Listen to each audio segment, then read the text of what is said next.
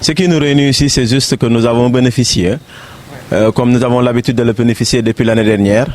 Et c'est le moment ou jamais de rendre un vibrant hommage à la fondation AJWS qui nous accompagne depuis l'année dernière. Sur tout ce que nous faisons, cette fondation est là debout pour nous accompagner afin de pouvoir réussir nos activités. Aujourd'hui, ça fait partie des activités qu'on a menées depuis l'année dernière. C'est juste un enchaînement d'activités. Cette année, on a 3 activités à mener, 3 formations et une autre activité de terrain.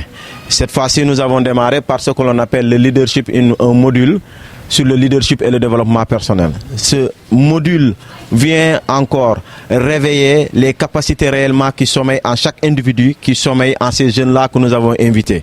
Vous avez vu, aujourd'hui, nous avons invité l'association des handicapés de Ziguinchor, des personnes vivant avec handicap de Ziguinchor. Nous avons invité nos amis du mouvement ACD, Association pour le développement de Ziguinchor. Nous avons invité, entre autres, les membres du mouvement Vision Citoyenne. Nous avons invité aussi l'association des albinos. Nous avons invité pas mal de personnes qui sont venues, d'autres des villages de, comment on l'appelle, de Boudjalab, qui sont venus répondre favorablement à cet invite que nous avons fait à leur honneur. Justement pour leur éveiller, pour éveiller leur conscience, pour leur permettre aussi d'éveiller des capacités qui sont en eux. Quand vous parlez de développement personnel, nous pensons que l'État du Sénégal même devrait saisir cette opportunité afin de pouvoir capaciter les jeunes Sénégalais pour que chaque jeune puisse savoir ce qui sommeille en lui. Parce qu'il y a Descartes qui se dit, il m'est impossible de savoir ce que je peux si j'ignore qui suis-je. Donc en question de développement personnel, en question de leadership, il est temps et on vous montre ce qui est en vous, ce que vous êtes capable de faire. On réveille vos capacités, vos compétences, ce qui est votre capacité, ce dont vous êtes capable de faire, ce qui est en votre capacité, ce qui est à votre possession d'ailleurs. C'est ce qui fait que nous pensons que le moment est venu pour capaciter. Et je vois que beaucoup d'organisations sont en train de faire, mais nous pensons que c'est minime par rapport à ce que les gens peuvent faire.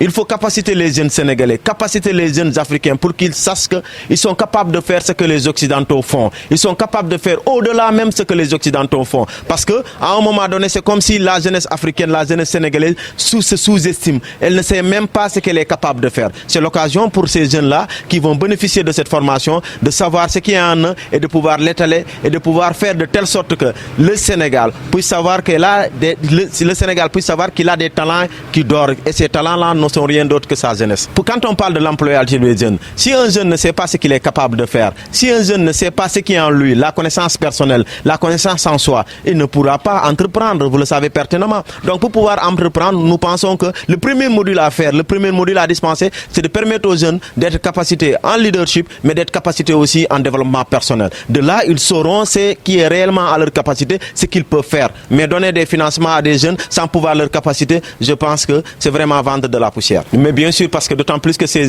structures bénéficient de milliards qui nous appartiennent à nous tous, des milliards qui appartiennent aux contribuables sénégalais. C'est l'occasion de dire à ces structures-là de venir en aide à ces jeunes-là.